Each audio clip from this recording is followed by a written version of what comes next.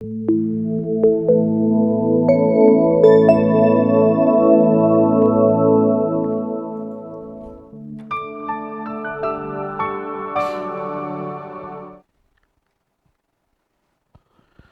Once again, कैसे हो आप लोग?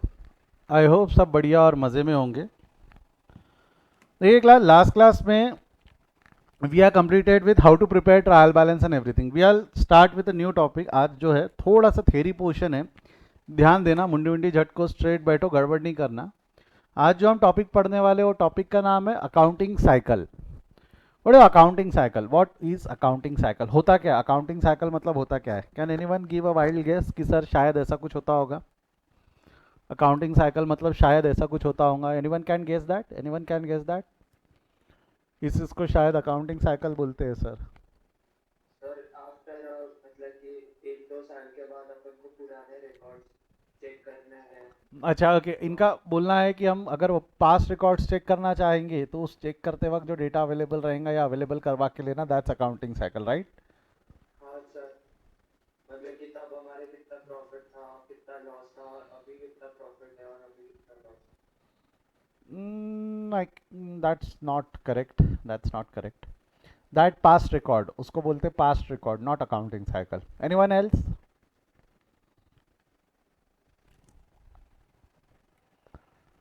देखो साइकिल बोला ना तो any cycle is divided into three part. Any cycle is divided into three part. एक होता है इनपुट, उसको प्रोसेस किया जाता है और इसका आउटपुट निकलता है, and that output will again become the information for input process and output, input process output. तो ये साइकिल चलते रहता। इसीलिए इसको, इस प्रोसेस को हम अकाउंटिंग साइकिल बोलते हैं। यानी accounting cycle I have divided into three part, input process and output. अब जैसा अगर मैं अकाउंटिंग में बोलूँ अकाउंटिंग साइकिल कैसी होती है, जैसा हम इतने दिन से पढ़ रहे हैं, ट्रांजैक्शंस दी होती थी in the books of Rahul, in the books of Rohan, in the books of जो भी है, कुछ ना कुछ ट्रांजैक्शंस लिखी हुई होती थी। आपको क्या लगता है वो ट्रांजैक्शंस आती कहाँ से होंगी? कि भाई ऐसा एक लिस्ट बनी हुई थी ना, हमने जितने क्वेश्चन अब तक पढ़े, सॉल्व किए, बचपने से जितने देखे, ऐसे कुछ क्वेश्चंस बने रहते थे। ये ऐसे question in the book of Bollywood, ये इतने सारे ट्रांजैक्शंस है, इतनी सारी एंट्रीज है। क्या लगता है एक साधु संत एसी रूम में मेडिटेट करता है और वो ओम बोलता है और हमको ये सारे ट्रांजैक्शंस मिल जाते हैं, कि इसके कोई डॉक्यूमेंटिंग एविडेंस होते होंगे, इसके कोई एविडेंस होते होंगे कि ये हवे में बात होती है? क्या लगता है आपको? Do they have some evidence और वो सिर्फ हवे में बात चल रही है? Do they have some evidence और या हवे में बात चल रही है? क्या लगता है आपको? Evidence. They have evidence, and that evidence are called as documents. Every transaction will have their respective document, every transaction will have their respective document. जैसा एग्जांपल के तौर पे एक है। मेरे बताओ परचेज ऑफ गुड्स लिखा रहता है, जैसा एक ट्रांजैक्शन है परचेज ऑफ गुड्स। क्या लगता है आपको परचेज ऑफ गुड्स क्या ट्रांजैक्शन, वो ट्रांजैक्शन कहाँ से मिलेगी? परचेज ऑफ गुड की इन्फॉर्मेशन हमको कहाँ से मिलेंगी? परचेज ऑफ गुड्स की इन्फॉर्मेशन कहाँ से मिलेंगी? क्या लगता है आपको कि हमने इतने इतने गुड्स खरीदे? आपको नहीं लगता उसके लिए हमारे परचेज बिल बने होंगे?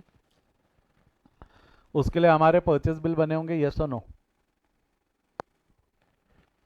परचेज ऑफ गुड्स के लिए हमने क्या बनाए होंगे? Purchase bill, yes.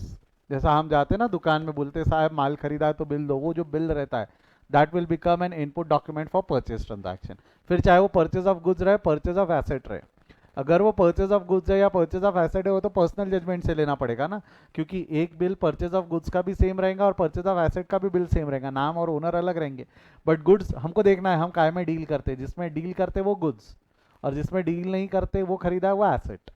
तो वो हमारे को जजमेंट लेना है। बिल तो दोनों के मिलेंगे, दोनों के बिल को हम परचेज बिल ही बोलेंगे, बट क्या गुड्स है क्या एसेट है, will have to have personal judgment. Sale के ट्रांजैक्शंस कैसे पता चलेंगे? क्या लगता है सेल के transaction, don't you think that will get with sale bill? हम जब हम जैसा हमसे किसी ने माल खरीदा तो हम भी उसको बिल बना के देंगे। कोई इंसान आकर, कोई कस्टमर आके अगर हमसे माल खरीदता है तो हम भी उसको बिल बना के देंगे, कस्टमर कॉपी उसको दे देंगे। एक कार्बन कॉपी, एक डुप्लीकेट कॉपी हमारे पास होती है ना, हाँ या ना? उससे हमारे को सेल बिल मिल जाएंगे, उससे हमारे को क्या मिल जाएंगे? Sale bill. खर्चों के बिल कैसे पता चलेंगे? क्या लगता है how we are going to know the expenditures? खर्चों के बिल कैसे पता चलेंगे? जवाब दो। खर्चों के बिल, एक्सपेंसेस के बिल कैसे पता चलेंगे हमको? खर्चों के बिल आएंगे, एक्सपेंसेस के बिल आते हैं ना, पेट्रोल पंप पे गए, पेट्रोल भराया, पेट्रोल पंप वाला बिल दे सकता है, रेस्टोरेंट में जाके खाना खा के आया, रिफ्रेशमेंट के बिल मिल जाएंगे आपको, हाँ या ना? ओ यस और नो? तो उस तरीके से एक्सपेंसेस के भी बिल हमको मिल जाते, उस तरीके से एक्सपेंसेस के भी बिल हमको मिल जाते। क्लियर है? और बताओ तो कुछ ट्रांजैक्शंस और क्या क्या हो सकते हैं जिसके हम बिल ला सकते हैं, और क्या हो सकते हैं जिसके हम बिल ला सकते हैं?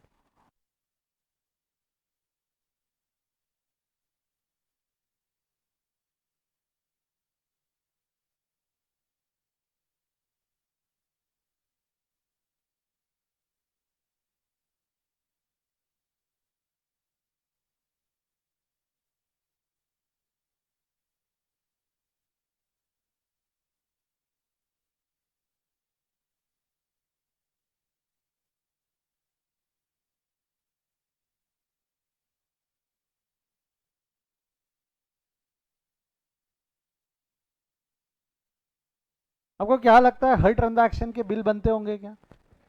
हर ट्रांजैक्शन के बिल बनते होंगे क्या? जैसा ये प्रीमाइसेस जहाँ से मैं अभी आपकी क्लासेस ले रहा हूँ, एग्जांपल के तौर पे अगर ये प्रीमाइसेस रेंट पे, ये प्रीमाइसेस यदि रेंट पे, तो जब मैं रेंट पे करने जाऊंगा तो जो मेरा ओनर है, मेरे प्रीमाइसेस का जो ओनर है, क्या वो मेरे को बिल बना कर देगा क्या? साहब आपने रेंट दिया उसका पैसा, क्या वो मेरे को बिल बना कर देगा क्या? यस और नो? क्या वो मेरे को बिल बना कर देगा क्या? हाँ या ना? चांस ही नहीं, वो मेरे को बिल नहीं देगा, वो मेरे को बिल नहीं दे पाएगा। क्यों नहीं दे पाएगा? सिंपल लॉजिक है, सिंपल लॉजिक। क्यों नहीं दे पाएगा? क्योंकि उसके पास बिल बुक नहीं है, उसके पास बिल बुक नहीं है, नहीं दे पाएगा। वो आपको बिल दे पाएगा क्या? नहीं, क्योंकि उसके पास बिल बुक नहीं है, उसके पास में बिल बुक नहीं है, तो वो बिल नहीं दे पाएगा, आपको बिल नहीं दे पाएगा। तो ऐसे टाइम पे ना हम क्या करते हैं, हम क्या करते हैं, एक वाउचर सिस्टम होता है, ध्यान से सुन लेना मैं क्या बोल रहा हूँ। एक वाउचर सिस्टम होता है। वाउचर सिस्टम क्या होता है समझिए, अच्छा है, मज़ेदार है, फ्यूचर में आपको भी बनाने का मौका मिलेगा, आपने बनाने हैं वाउचर्स, ठीक है? देखिए एग्जाम्पल के तौर पे, एग्जाम्पल के तौर पे जैसा ये आगे वाला अभी हमको बिल नहीं दे रहा है, तो हम क्या करेंगे ना, एक वाउचर बनाते हैं। वाउचर यानी क्या होता है, इस तरीके का एक डॉक्यूमेंट होता है जिसके ऊपर में यहाँ पे लिखा जाता है पेड टू, किसको पे किया है, पेड टू, यहाँ पे डेट वगैरह होती है कौन सी तारीख का है। फिर यहाँ लिखा जाता है पर्टिकुलर, पर्टिकुलर मतलब पर्पस क्या था पेमेंट का। फिर यहाँ लिखा जाता है अमाउंट, और यहाँ पे 3 लोगों की साइन रहती है। 3 लोगों की साइन में कौन देता है? पहला I authorise, can learn to understand दूसरा you much cashier, better if I can get. और तीसरा रिसीवर। मेजरली ये 3 लोगों की साइन यहाँ पे होती है। जैसे एग्जांपल के तौर पे अगर मैं मेरे एकेडमी की बात करूँ तो I am the person who can authorise the expenditure. अब जो मेरे इधर एम्प्लॉय काम करता है, जब दीपक काम करता है, तो आपको क्या लगता है जब भी मैं उसको सैलरी पे करता हूँ तो दीपक क्या मेरे को सैलरी का बिल बनाकर दे देता हूँ क्या? दीपक क्या मेरे को सैलरी का बिल बनाकर दे देता हूँ क्या? क्या लगता है आपको, यस और no? Will Deepak give me a bill for salary? Will Deepak give me a bill for salary, हाँ या ना? क्या दीपक मेरे को सैलरी का बिल देगा क्या? नहीं। तो अगर दीपक मेरे से पैसा लेना चाहता है, मेरे को प्रूफ बनाना है, मेरे को डॉक्यूमेंटिंग एविडेंस बनाना है ताकि मेरा अकाउंटेंट एंट्री पास कर पाए, तो मैं क्या करूंगा, मेरे पास एक ऐसी डेबिट वाउचर की पूरी बुक होती है, उसमें से एक बिल बुक निकालूंगा। मैं जैसा सैलरी पे करने वाला हूँ दीपक को, यहाँ लिख दूंगा सैलरी ऑफ मार्च, मार्च महीने की सैलरी, अमाउंट लिख दूंगा जो भी है, जैसा एग्जांपल के तौर पे 10,000 रुपये का अमाउंट है, ये मैंने लिख दिया। यहाँ पे मैंने मेरी साइन कर दी, यहाँ मैंने मेरा सिग्नेचर कर दिया, और ये सिग्नेचर करने के बाद ये बिल मैंने दीपक, वाउचर मैंने दीपक के हाथ में दे दिया। अब दीपक ये वाउचर लेके जाएगा कैशियर के पास। हमारे कैशियर का नाम है वैभव, हमारे कैशियर का नाम है वैभव। दीपक जाएगा ये बिल देगा वैभव को। वैभव क्या देखेगा, अरे वाउचर है। वैभव क्या देखेगा कि वाउचर है। वैभव दीपक से वाउचर ले लेगा, वैभव दीपक से वाउचर ले लेगा, और वैभव कैशियर है, वो उसको 10,000 रुपये देगा और बोलेगा दीपक आप यहाँ साइन करो। दीपक को क्या बोलेगा, आप यहाँ साइन करो। दीपक यहाँ साइन कर लेगा और वैभव यहाँ साइन कर लेगा। तो आपको नहीं लगता यहाँ पे 3 अलग अलग लोगों ने साइन कर दी? This can act as an documenting evidence, जिसके अंदर में ऑथराइज पर्सन, कैशियर पर्सन और रिसीवर का अलग अलग सिग्नेटरी है। और रिसीवर का साइन बहुत इंपॉर्टेंट है कि भाई हमने पैसा दिया है, देख ले, दीपक ने खुद ने साइन किया है, इसका मतलब हमने दीपक को पैसा दिया है। 10,000 रुपए का वाउचर क्रिएट हो जाएगा। तो ऐसे खर्चे जिसके बिल नहीं बन सकते उसके लिए हम वाउचर्स बनाते, ऐसे खर्चे जिसके बिल नहीं बन सकते हम उसके लिए क्या बना लेते, वाउचर्स बना लेते, उसके लिए हम क्या बना लेते, वाउचर्स। क्लियर है यहाँ तक? तो ऐसे कुछ अलग अलग डॉक्यूमेंट्स रहते हैं that will become the input documents for your transactions during the year, for your transactions which will happen during the year. इसको डॉक्यूमेंटिंग एविडेंस भी बोला जाता है, डॉक्यूमेंटरी एविडेंस भी बोला जाता है। तो वही है, ऐसे कुछ इनपुट डॉक्यूमेंट्स रहेंगे। अब मेरे को बताओ, ये इनपुट डॉक्यूमेंट से हम ट्रांजैक्शंस निकाल लेंगे, ये इनपुट डॉक्यूमेंट से हमने ट्रांजैक्शंस निकाल ली। अब ट्रांजैक्शंस निकाल कर क्या, ये इनपुट डॉक्यूमेंट से हमने ट्रांजैक्शंस निकाल लिया, ट्रांजैक्शंस निकाल कर क्या करेंगे, जवाब दो। क्या लगता है अभी हमने ये जो ट्रांजैक्शंस निकाल लिए, ट्रांजैक्शंस निकाल कर अब हम क्या करेंगे, ये ट्रांजैक्शंस निकाल कर अब हम क्या करेंगे, जवाब दो। ये ट्रांजैक्शंस की मदद, इसको हम प्रोसेस करेंगे, इसको हम प्रोसेस करेंगे। And this process is divided into three parts, this process is divided into three part, recording, classification and summarising. ये कितने पार्ट्स में डिवाइडेड है, तीन पार्ट में, recording, classification and summarising. Process is been divided into three part, recording, classification and summarising. तीन part में हम divide कर देंगे, one is recording, another is classification and last one is summarising. अब जैसी मैंने रिकॉर्डिंग की बात की, अब ये हम पढ़ चुके हैं, आपको अगर याद होगा तो ये तीन टॉपिक हम, तीन में से दो टॉपिक हम पढ़ चुके हैं। Recording is divided into two parts, ध्यान से देखना, आप देख नहीं, रिकॉर्डिंग को हम प्राइमरी बुक्स में करते हैं and this primary books are divided into two part. कौन सी दो बुक्स थी हमारी, आपको याद है क्या? या तो हम जर्नल बना ले, या तो हम सब्सिडरी बना ले। दोनों बनेगा कि दोनों में से एक बनेगा, क्या बोल रहे हो, दोनों बनेगा कि दोनों में से एक बनेगा? जर्नल भी और सब्सिडरी ऐसा दोनों बनेगा कि दोनों में से एक बनेगा? क्या लगता है आपको, are we going to prepare both या दो? ये single set of book of account था, subsidiary is multiple set of book of account, journal was single set of book of account and subsidiary was multiple set of books of account. Single set of book of account जहां हम बना लेंगे उसको हम journal बोलेंगे, single set of book of account जहां हम बना लेंगे उसको हम जर्नल बोलेंगे, और जहां हम multiple set of book of account बनाएंगे उसको हम क्या बोलेंगे, लेजर, उसको हम क्या बोलेंगे, ledger. Single set of book of account and multiple set of book of account, single set of book of account and multiple set of book of account. Clear है यहाँ तक, हाँ या ना? Single set of book of account and multiple set of book of account, तो journal and subsidiary, ऐसा दो method हम बोल सकते हैं। और सब्सिडरी में अलग अलग बुक भी बनती थी, cash book, purchase book, cell book, journal, जिसके अंदर में आपको अगर याद होगा तो जर्नल वॉज क्या था, जर्नल क्या था, journal was compulsory book of account, journal was compulsory book of account. और ये सारे ट्रांजैक्शंस जो यहाँ पे रिकॉर्ड होते थे डेट वाइज रिकॉर्ड होते थे, जिसको आप दूसरे टर्म्स में क्या बोल सकते हो, दूसरे टर्म्स में क्या बोल सकते हो, क्रोनोलॉजिकल ऑर्डर, एक के बाद एक, एक के बाद एक। तो आपको नहीं लगता ये मेथड के कुछ लिमिटेशन थे रिकॉर्डिंग में? क्या मेरे को रिकॉर्डिंग से सारा इंफॉर्मेशन मिलता था कि सिर्फ इंफॉर्मेशन डेट वाइज रहता था? क्या हमको रिकॉर्डिंग से सारा इंफॉर्मेशन मिलता था कि इंफॉर्मेशन डेट वाइज था? क्या बोलते हो, do we get all information और information was date wise? The information was date wise, जो इंफॉर्मेशन वहां हम गैदर कर पाते थे, हम केटा कर पाते थे, वो डेट वाइज था।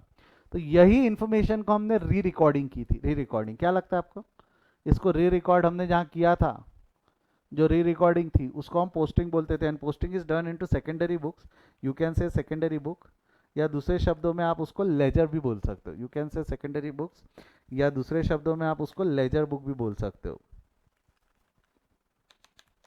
ये सेकेंडरी बुक में किया जाता है, जिसको हम दूसरे शब्दों में लेजर बुक भी बोल सकते हैं, जहां हमको इन्फॉर्मेशन अकाउंट वाइज मिलती है, जहां इन्फॉर्मेशन हमको क्या मिलती है, account wise.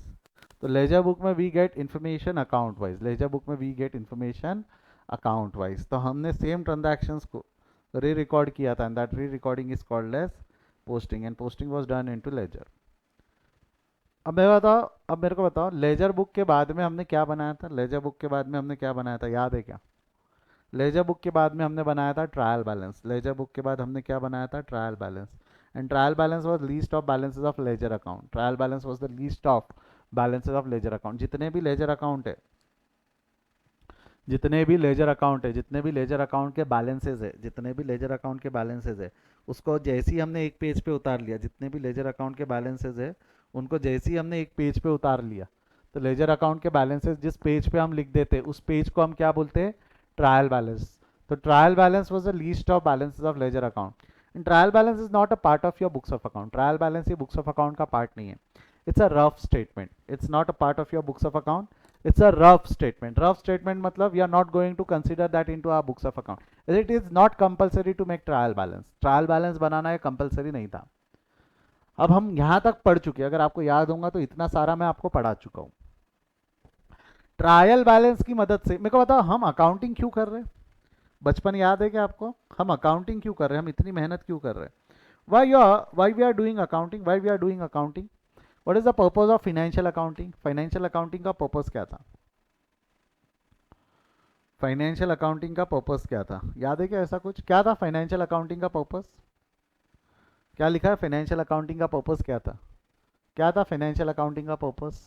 What was the purpose of financial accounting? To know profit and loss.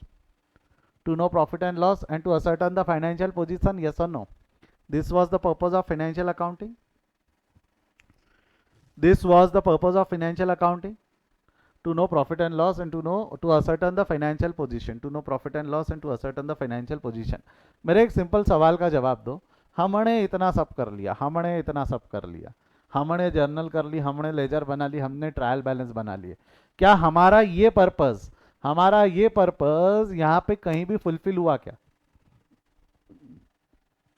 To know profit and loss and to know financial position, वो पर्पस हमारा यहाँ कहीं भी फुलफिल हुआ क्या? कहीं से भी प्रॉफिट एंड लॉस पता चला क्या? कहीं से भी फाइनेंशियल पोजीशन पता चल रही है क्या? ये जितना हमने किया यहाँ कहीं भी नहीं पता चलता. ये डेट वाइज इन्फॉर्मेशन दे देगा, ये अकाउंट वाइज इन्फॉर्मेशन दे देगा, ये जितने लेजर अकाउंट है लेजर अकाउंट के बैलेंस एक पेज पे लिख देगा. तो कहीं भी हमारे को प्रॉफिट एंड लॉस और फाइनेंशियल पोजीशन नहीं पता चली. तो प्रॉफिट एंड लॉस और फाइनेंशियल पोजीशन ये पर्पज हमारा फुलफिल होता है फाइनेंशियल स्टेटमेंट में, जिसको हम अनदर टर्म्स में फाइनल अकाउंट भी बोलते हैं. फाइनेंशियल स्टेटमेंट्स जिसको हम दूसरे टर्म्स में फाइनल अकाउंट्स भी बोलते हैं. ये जितना भी हमारा पर्पस है it get fulfilled in financial statement. Other terms we can say at final accounts. काय में कंप्लीट होता है हमारा ये पर्पस? फाइनल अकाउंट में आके फुलफिल होता है. और फाइनल अकाउंट में वी प्रिपेयर टू स्टेटमेंट, एक इनकम स्टेटमेंट और एक बैलेंस शीट. सर ये क्या है? ये मैं बताऊंगा. इनकम स्टेटमेंट से हमको प्रॉफिट एंड लॉस पता चलता है, बैलेंस शीट से हमको फाइनेंशियल पोजीशन पता चलती है. ये कैसे क्या ये हम पढ़ेंगे. ये कैसे क्या ये हम पढ़ेंगे आगे. फाइनल अकाउंट नाम का एक चैप्टर बाकी है, बोल रहा हूँ ना मैं. फाइनल अकाउंट्स नाम का एक चैप्टर है, पढ़ेंगे जब मैं आपको ये सिखाऊंगा कि ये कैसे बनता है. तो final accounts can be prepared with the help of trial balance. Final accounts can be prepared with the help of trial balance. Even ध्यान से सुनना, even we can prepare final account with the help of ledger book. यानी मैं laser की book से direct final account भी बना सकता हूँ. मेरे को जरूरत नहीं है ट्रायल बैलेंस की. बिना ट्रायल बैलेंस की मदद के, क्या बोल रहा हूं मैं, बिना ट्रायल बैलेंस की मदद से हम फाइनल अकाउंट्स बना सकते हैं. बिना ट्रायल बैलेंस के कैसे क्या सर सब बताऊंगा, सब सिखाऊंगा. जब हम फाइनल अकाउंट्स पढ़ेंगे तब सिखाऊंगा कि बिना ट्रायल बैलेंस की मदद से भी फाइनल अकाउंट बन सकता है. लेजर से, लेजर की मदद से हम फाइनल अकाउंट बना सकते हैं. या तो आप ट्रायल बैलेंस से बना लो या तो आप लेजर से बना लो. तो you can prepare your final accounts from which you are going to get your profit and loss. Profit and loss पता चल जाएगा and financial position. Income statement से प्रॉफिट एंड लॉस.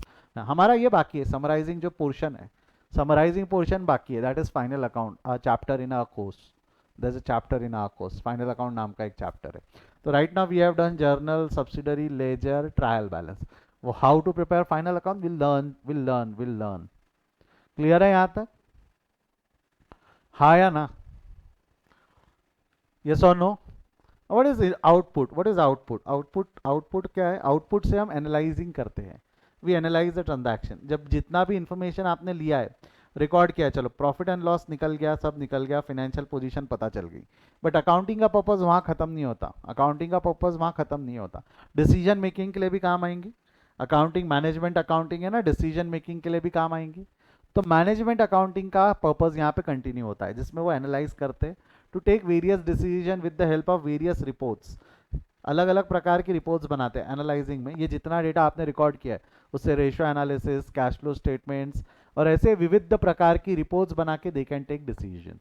ऐसी अलग अलग प्रकार की रिपोर्ट्स बना के they can take their day to day decision. They can take their day to day decision. तो this is all about your accounting cycle, this is all about your accounting cycle.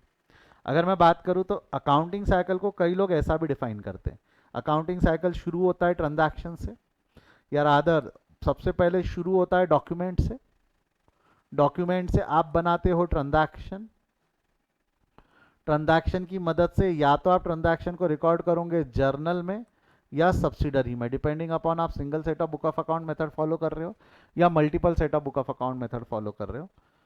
Journal के बाद में आप बनाते हो laser, laser के बाद में बनाते हो ट्रायल बैलेंस, और ट्रायल बैलेंस के बाद में बनाया जाता है फाइनल अकाउंट। ये जो स्टेटमेंट है इसी को मैंने सीधा सीधा खड़ा खड़ा बनाने की जगह आड़े में बनाया है, ताकि मैं एक एक के मीनिंग भी समझा सकूं, एक एक के मीनिंग भी समझा सकूं। आप एक डेफिनेशन और पढ़ोगे accounting, what do you mean by accounts, what do you mean by accounts. अच्छा, मैंने एक चीज अकाउंट्स पे आने से पहले, आपके स्कूल कॉलेज में हो सकता है कि अकाउंटिंग साइकिल ऐसा पढ़ा है, document, transaction, journal ledger, trial balance and final account. अपन ने उसको आड़ा पढ़ा है, डॉक्यूमेंट, जर्नल या subsidiary, ledger, trial balance, final account, और एक और मैंने मेरे तरफ से बता दी है analysis, analysing and preparing various report. Okay, now what do you mean by accounts, बचपन में पढ़ाया था ना मैंने, what do you mean by accounts लिखा हुआ है यहाँ पे, क्या है अकाउंट्स मतलब, what do you mean by accounts, yes help करो मेरी, what do you mean by accounts. Accounts is a language, accounts is a language जिसका काम क्या है, अकाउंट्स इज अ लैंग्वेज जिसका काम क्या है, टू रिकॉर्ड और कम्युनिकेट, कौन से ट्रांजैक्शन, फाइनेंशियल ट्रांजैक्शन, ये बचपन में पढ़ा था ना हमने, day one. Accounts is a language to record और कम्युनिकेट फाइनेंशियल ट्रांजैक्शन। कई बुक्स में ना आपको एक डेफिनेशन मिलेंगी, देखने को पढ़ने को मिलेंगी, एक डेफिनेशन मिलती है अकाउंटिंग इज, एक डेफिनेशन पढ़ने मिलेंगे, आपने पढ़ा भी होगा, आपके स्कूल कॉलेज में पढ़ाया भी गया होगा, चांसेस है कि पढ़ाया होगा। Accounting is recording, classification, summarising, analysing the financial transaction. Accounting की डेफिनेशन कई लोग क्या बोलते हैं, अकाउंटिंग की, अकाउंटिंग मतलब क्या, अकाउंटिंग मतलब क्या, हाँ कोई नहीं, अकाउंटिंग मतलब recording, classification, summarising and analysing the financial transaction. वो ये वाले शब्द वापर लेते, recording, classification, summarising and analysing the financial transaction. क्या लगता है अगर मैंने ऐसा बोला, accounting is recording, summarising, recording, classification, summarising financial transaction, तो क्या लगता है ये डेफिनेशन सही है या गलत है, सही है ना वो भी। इट्स रिकॉर्डिंग, क्लास, रिकॉर्डिंग में जर्नल या सब्सिडरी, क्लासिफिकेशन में we are going to prepare ledger, summarising में we are going to prepare final account, जहाँ जाके हमारा पर्पस फुलफिल होगा, और analysing for taking the decision making, management accounting के लिए वो एनालाइजिंग भी होता है। This is the definition of accounting, this is the definition of accounting. और वही अगर मैं फाइनेंशियल अकाउंटिंग की डेफिनेशन की बात करूँ तो यहाँ आके रुक जाना। फाइनेंशियल अकाउंटिंग की डेफिनेशन की बात करूँ तो recording, classification and summarising, analysing management accounting के लिए, समराइजिंग तक अगर हम आ गए तो फाइनेंशियल अकाउंटिंग की डेफिनेशन बन सकती है। प्रॉफिट एंड लॉस फुलफिल हो गया ना, प्रॉफिट एंड लॉस का पर्पस फुलफिल हो गया तो दैट इज फाइन, बट जाने दो। अकाउंटिंग का मतलब it's a language to record और कम्युनिकेट फाइनेंशियल ट्रांजैक्शन, या recording, classification, summarising and analysing the business या फाइनेंशियल ट्रांजैक्शन। अब ये जो अकाउंटिंग साइकिल है ना, itself is divided into two part, ये क्या दो पार्ट है वो सुन लो। यहां से लेके यहां तक जो है, ये वाले पार्ट को बोला जाता है बुक कीपिंग, और यहां से लेके ये वाले पार्ट को बोला जाता है अकाउंटेंसी, अकाउंटेंसी। तो जहां बुक कीपिंग खत्म होती है, जहां बुक कीपिंग खत्म होती है वहां से क्या शुरू होती है, accountancy. And trial balance is not part of books of account, ना वो बुक कीपिंग का पार्ट है ना वो अकाउंटेंसी का पार्ट है, इट्स अ रफ स्टेटमेंट। तो बुक कीपिंग एंड अकाउंटेंसी में डिफरेंस, आपने अगर हमारे सब्जेक्ट का नाम ढंग से पढ़ा होगा, 11 स्टेट बोर्ड के सब्जेक्ट का नाम अगर आपने ढंग से पढ़ा होगा, तो it's not accounting, it's not accountancy, it's not accounting, it's book keeping and accountancy. नाम पढ़ा क्या आपने सब्जेक्ट का, बुक कीपिंग एंड अकाउंटेंसी। और वैसे देखा जाए तो बुक कीपिंग एंड अकाउंटेंसी को दोनों को मिला के हम अकाउंटिंग बोल सकते हैं, दोनों को मिला के हम अकाउंटिंग या अकाउंट्स बोल सकते हैं, अकाउंट्स, जिसमें सब आता है, अकाउंटिंग या अकाउंटेंसी में सब, अकाउंटिंग या अकाउंट्स में सब आता है। Accountancy will cover only process, ये वाला जो है समराइजिंग एंड एनालाइजिंग। तो सर क्या ही फर्क पड़ जाएगा, मेरे को एक चीज बताओ, आप अकाउंटेंसी कर सकते हो क्या जब तक कि आपने बुक कीपिंग नहीं की तब तक, can you do accountancy, can you get your profit and loss, can you get your financial position, वो कर सकते हो क्या जब तक आपकी बुक कीपिंग नहीं हुई है तो? unless you have not maintained your books of accounts, unless you have not maintained your books of account, can you calculate profit and loss? The answer is no, you cannot do that, you cannot do that, you have to maintain that. So accountancy is a broader term. ये जो accountancy है, it's a broader term, it covers bookkeeping, it covers bookkeeping. Unless bookkeeping is not done, accountancy cannot happen. Book keeping जहाँ खत्म होती है वहाँ से accountancy शुरू होती है, जहाँ बुक कीपिंग खत्म होती है वहाँ से क्या शुरू होती है? अकाउंटिंग. ऐसा बोला जाता है बुक कीपिंग क्लेरिकल वर्क है, बुक कीपिंग क्लेरिकल वर्क है, अकाउंटिंग इंटेलेक्चुअल वर्क है. It required expert knowledge. Accountancy को एक्सपर्ट नॉलेज लगता है. मतलब अभी तक जो मैंने आपको सिखाया वो क्या सिखाया? अकाउंटेंसी सिखाया या बुक कीपिंग सिखाया? हम अकाउंटिंग ही सीख रहे हैं. अकाउंटिंग में से अभी तक जो मैंने आपको सिखाया वो क्या सिखाया? बुक कीपिंग या अकाउंटेंसी? अभी तक जो हमने सीखा है वो क्या सीखा है? अभी तक हमने जो सीखा है that's book keeping, that's book keeping. कि बुक्स ऑफ अकाउंट कैसे मेंटेन की जाती है, बुक्स ऑफ अकाउंट कैसे मेंटेन की जाती है. अब उसको इवैल्यूएट करके समराइज कैसे और एनालाइज कैसे किया जाता है वो हम पढ़ेंगे आने वाले लेक्चर्स में, वो हम पढ़ेंगे आने वाले लेक्चर्स में. बट आई होप आपको समझ में आया. आई होप आपको अकाउंटिंग साइकिल ये समझ में आई. यस और नो? हाँ या ना? पक्का? श्योर? कोई डाउट? लो छाप लो इसको.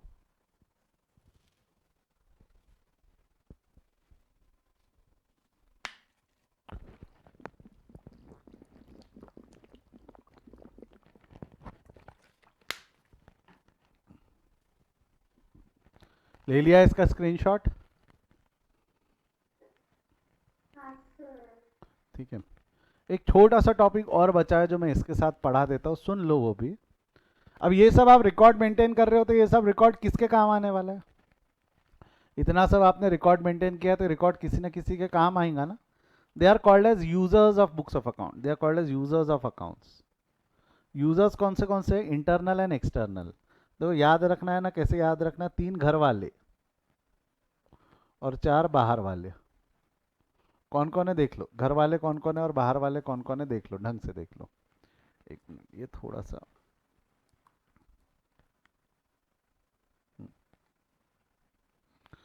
घर वाले कौन कौन है और बाहर वाले कौन कौन है? घर वाले 3, ओनर, मैनेजमेंट और एम्प्लॉय. क्या लगता है आप ये जो रिकॉर्ड मेंटेन कर रहे हो वो ओनर के काम आएगा या नहीं आएगा? इतना सब रिकॉर्ड मेंटेन किया तो ओनर के काम आएगा या नहीं आएगा? क्या लगता है ये जो बुक्स ऑफ अकाउंट आप मेंटेन कर रहे हो, फाइनल अकाउंट्स भी आप जब बनाओगे तो क्या ये ओनर के काम आएगा या नहीं आएगा? ओनर के क्या काम आएंगे ये बुक्स ऑफ अकाउंट? ओनर के क्या काम आएंगे? जवाब दो, जवाब दो. ये बुक्स ऑफ अकाउंट ओनर के क्या काम आएंगे? जवाब दो.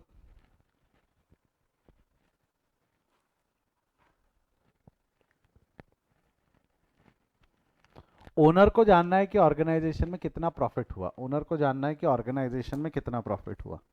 मैनेजमेंट, मैनेजमेंट के ये बुक्स ऑफ अकाउंट या अकाउंटिंग या अकाउंटेंसी क्या काम आती? मैनेजमेंट के क्या काम आएंगी? For decision making. मैनेजमेंट के क्या काम आएंगी? डिसीजन लेना है उनको, तो डे टू डे ऑपरेशन के डिसीजन लेना है, तो उनको देखना है कितना प्रॉफिट हुआ, कब हुआ, क्या एक्टिविटी करने से फायदा हुआ, क्या एक्टिविटी करने का नुकसान हुआ, तो वो सारे डिसीजन मेकिंग मैनेजमेंट के. एम्प्लॉय का क्या फायदा? एम्प्लॉय का, एक एम्प्लॉय का क्या फ़ायदा रहेगा भाई? उसको ये पता होना कि ऑर्गेनाइजेशन टाइम से सैलरी दे सकती है या नहीं, उसकी इतनी हैसियत है तो नहीं. पता चला नहीं तो बंद होने वाली होंगी तो मेरे अटेंडेंस बराबर लगा है क्या, मेरी सैलरी बराबर कैलकुलेट की है क्या, वो सब एम्प्लॉय जानने के लिए वो फाइनेंशियल स्टेटमेंट्स देख सकता है. बाहर वालों को क्या काम? बाहर वालों में देखो गवर्नमेंट. क्या लगता है गवर्नमेंट के क्या काम आएंगे ये स्टेटमेंट्स? गवर्नमेंट के, गवर्नमेंट को एक ही काम है, टैक्स लेना है. आपने जितना कमाया है उस पर कितना टैक्स आप भरोगे. इन्वेस्टर्स, मैंने जो पैसा धंधे में लगाया वो टाइम से वापस मिलेगा या नहीं मिलेगा, क्या उस पर इंटरेस्ट बराबर मिलेगा नहीं मिलेगा. अरे बैंक अगर आपको लोन दे रही है, बैंक अगर आपको लोन दे रही है तो bank is investing in your business ना, बैंक आपके स्टेटमेंट मांगेंगी. कस्टमर, क्रेडिटर्स, क्रेडिटर्स मतलब सप्लायर्स, सप्लायर्स क्यों आपके स्टेटमेंट मांगेंगे? अगर वो आपको माल उधारी में बेच रहे, अगर वो आपको माल उधारी में बेच रहे हैं तो वो भी जानना चाहेंगे ना कि आप इतना बड़ा माल लेकर तो जा रहे हो, टाइम से पैसा वापस करोगे या नहीं करोगे. इतनी आपकी हैसियत, इतनी आपकी औकात, इतनी आपकी फाइनेंशियल पोजीशन है क्या कि आप टाइम पे माल वापस कर पाओ, टाइम पे पैसा वापस कर पाओ. तो क्रेडिटर्स आपसे फाइनेंशियल स्टेटमेंट मांगेंगे. डेटर्स यानी कस्टमर, कस्टमर मांग सकते हैं क्या? आप आए मेरे पास, आप कस्टमर्स हो ना मेरे, आप कस्टमर्स हो, आप आए मेरे पास, बोले सर आपके बुक्स ऑफ अकाउंट दिखाओ, हमको आपकी फाइनेंशियल पोजीशन जाननी है, हमको आपके प्रॉफिट एंड लॉस जानना है। आपको क्या लगता है मैं आपको मेरे फाइनेंशियल स्टेटमेंट्स दिखा दूंगा क्या? आपको क्या लगता है मैं मेरे फाइनेंशियल स्टेटमेंट्स आपको डिस्क्लोज कर दूंगा क्या? मैं नहीं करूंगा। तो सर कस्टमर्स यानी डेटर्स को क्यों फाइनेंशियल स्टेटमेंट की जरूरत पड़ेगी? आपने लिखा है। मैं छोटे डेटर्स की बात नहीं कर रहा हूँ, मैं बड़े डेटर्स की बात कर रहा हूँ। एग्जाम्पल के तौर पे मारुति कंपनी की अगर मैं बात करूँ, तो मारुति कंपनी को नट बोल्ट लगते ना गाड़ी में लगाने के लिए। क्या लगता है आपको मारुति कंपनी वो नट बोल्ट खुद मैन्युफैक्चर करती है क्या? मारुति कंपनी के नट बोल्ट क्या वो मारुति कंपनी खुद मैन्युफैक्चर करती है क्या? अरे सिंपल एग्जाम्पल है, मारुति गाड़ी में टायर लगा होता है ना, वो टायर मारुति ने खुद ने बनाया है क्या? टायर मैन्युफैक्चरिंग मारुति खुद करती है कि ये एमआरएफ या सीएट का टायर लगा होता है? आपने कभी अगर ढंग से देखा होगा ना मारुति की गाड़ी पे टायर पे देखना क्या लिखा है, खुद का टायर नहीं यूज करती वो, कोई बड़ी कंपनी को उन्होंने ठेका दे रखा है, सीएट को या एमआरएफ को उन्होंने ठेके से दे रखा है। तो अब मेरे को एक चीज बताओ, जैसा अगर मेरे को सीएट को ठेका दे रखा है, तो मुझे देखना होगा ना कि मेरे को जितने टायर, हर गाड़ी को 5 चक्के लगने वाले, सर 5 नहीं 4 ही होते हैं, एक स्टेपनी होती है ना, हर गाड़ी में 5 चक्के लगने वाले। तो 5 चक्के अगर मेरे पास कम आए, मेरे को अगर टायर्स गाड़ी में लगाना है, जब तक के टायर का सप्लाई बराबर नहीं रहेगा, क्या मेरा प्रोडक्शन लाइन चलेगा क्या? पता चला पूरी गाड़ी बन गई, चक्के ही नहीं लगे, लेके कैसे जाए सर? तो हमको ये देखना पड़ेगा ना, सीएट को अगर मैं ऑर्डर दे रहा हूँ, तो सीएट को ऑर्डर देते वक्त मैं यानी मारुति कंपनी सीएट के स्टेटमेंट मांग सकते हैं कि भाई इतना बड़ा ऑर्डर दे रहे हम, तू खपा पाएंगा क्या? इतना बड़ा ऑर्डर अगर हम तेरे को दे रहे हैं तो तेरा प्रोडक्शन कैपेसिटी उतना है क्या? तो सप्लाई टाइम से दे पाएंगा क्या? नहीं तो पता चला ऑर्डर देगा, हमको चाहिए रोज के 10 टायर, तो रोज का 1 टायर ला कर दे रहा है, हम काम कर पाएंगे क्या उस स्पीड से? हमारा नुकसान हो जाएगा, हमारा यानी हम तो कस्टमर्स हैं, तो भी हमने उनसे उसके स्टेटमेंट्स मांग लिए, तो भी हमने सेम नट बोल्ट का ठेका जिसको दे रखा है उसके भी हम स्टेटमेंट मांग सकते हैं। तो अगर बड़ा कस्टमर है तो he can ask your financial statement, he can ask your financial statement कि भाई इतना बड़ा ऑर्डर खपाने की इसकी हैसियत है या नहीं, इतना बड़ा ऑर्डर खपाने की इसकी हैसियत है या नहीं। क्लियर है यहाँ तक? क्लियर है यहाँ तक? यस और नो? मैंने पूछा हाँ या ना? Yes, sir.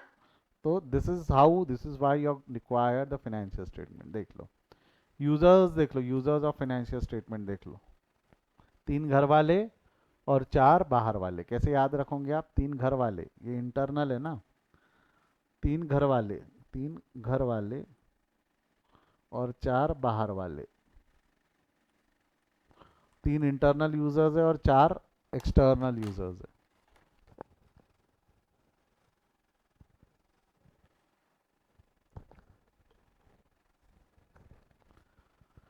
डन,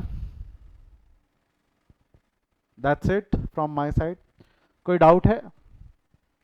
आज के टॉपिक में कोई डाउट है? I hope you are clear with the process of accounting. Accounting का प्रोसेस क्या होता है, पहले क्या करना होता है, बाद में क्या करना होता है, ये सब प्रोसेस हमको अगले टॉपिक में काम आने वाले हैं। कोई डाउट है तो पूछ लो, otherwise will stop for the day. If you have any doubt just ask me, otherwise will stop for the day. Any doubts? Any doubt बेटा? No sir, no sir. चलिए we will stop for the day, इसके आगे हम कल continue करेंगे। Bye bye, see you, take care.